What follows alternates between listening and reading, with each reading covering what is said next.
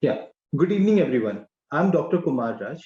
I'm a consultant and head Department of Emergency Medicine, ILS Hospital, Dhamma. Today's our discussion is about heart attack, what causes heart attack, and how we're gonna prevent it. See, heart attack previously used to be a disease of elderly, but nowadays we have come across patients dying, even people are dying even at the young age of 30 and 40. Actually, we have to know what are the causes. Why actually people are dying so young because of heart attack? What are the reason behind?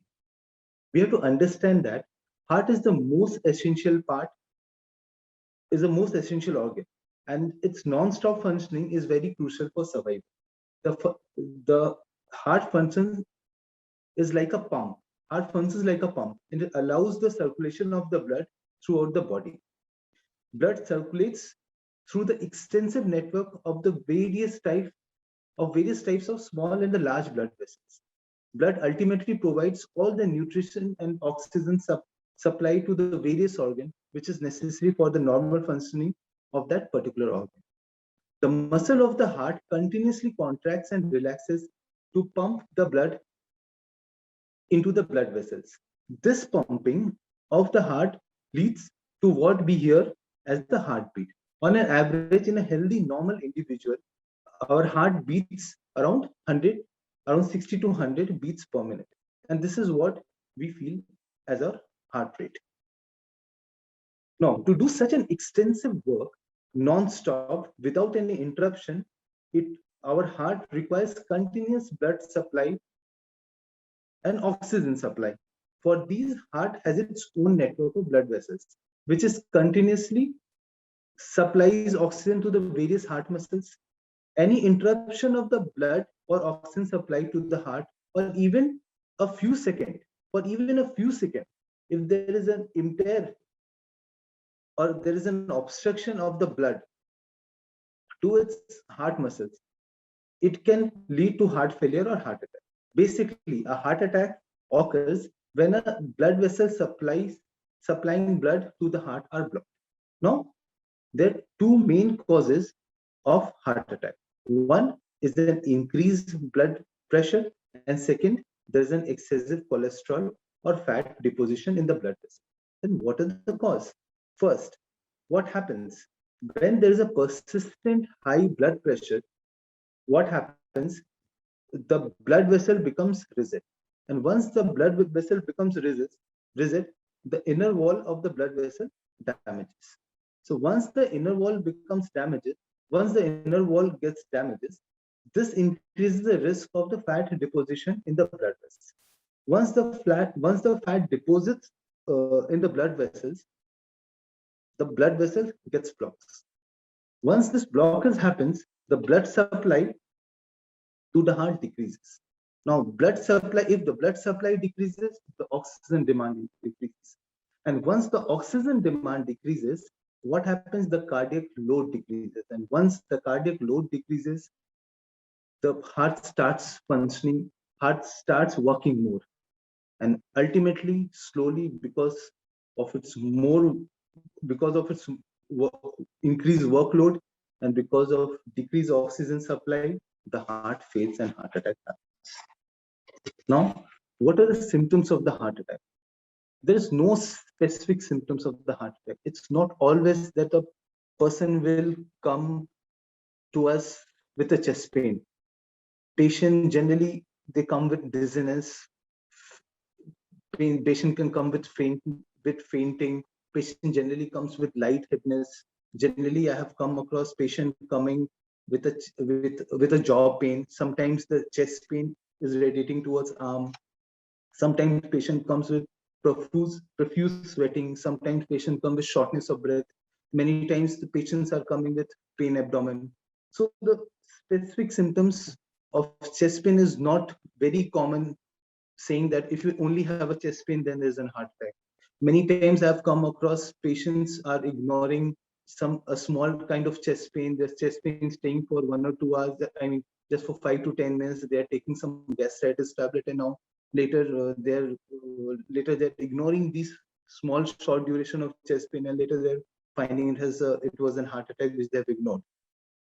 So it is always suggested never to ignore even a small symptoms of a chest pain or even a similar kind of symptoms which may later can appear to be of critical illness. So any kind of symptoms related to the heart or similar, straight away you have to visit to your nearest emergency. Now, heart attack can be diagnosed. It has to be taken as a medical emergency. A heart attack can only be diagnosed by some of the medical tests. And few tests is, first is you have to go for an ECG. ECG is very easy. It can be done anywhere with even with a small setup. ECG can be done within 5 minutes. It shows the extent and the location of the heart muscle damage. It also detects the heart rate rhythm, whether or not whether or not one is having a heart attack or not. Echocardiography shows whether the heart is pumping properly or not. Then there is something called coronary angiogram. We say angiogram actually shows exactly which of the artery is blocked. Then few blood tests is there. Blood test, some cardiac enzyme test which confirms the heart attack. Other things, the few specific treatment we give is like we give aspirin, which stops the blood clotting. Then some antiplatelet medicines are there, such as clopidogrel and ticagrelor, which is used as an antiplatelet drugs. Some thrombolytic therapy and PCI, which has to be done only during a hospital setup or in a cardiac unit. So it is very important that patient comes with those symptoms, or if you get a finding in an ECG, then the patient has to be referred to a cardiac unit, and a patient with even a small symptoms of chest pain or any kind of chest discomfort should directly go to the nearest hospital. Now, what has to be done in order to prevent the heart attack, which is the topic what we need to discuss about it. See, the most important part, we have to make sure the blood cholesterol are in levels. So we have to maintain uh, a, diet. We have to maintain we have to make sure we have to limit the food which contains low saturated. We have to make sure we have to cut this line.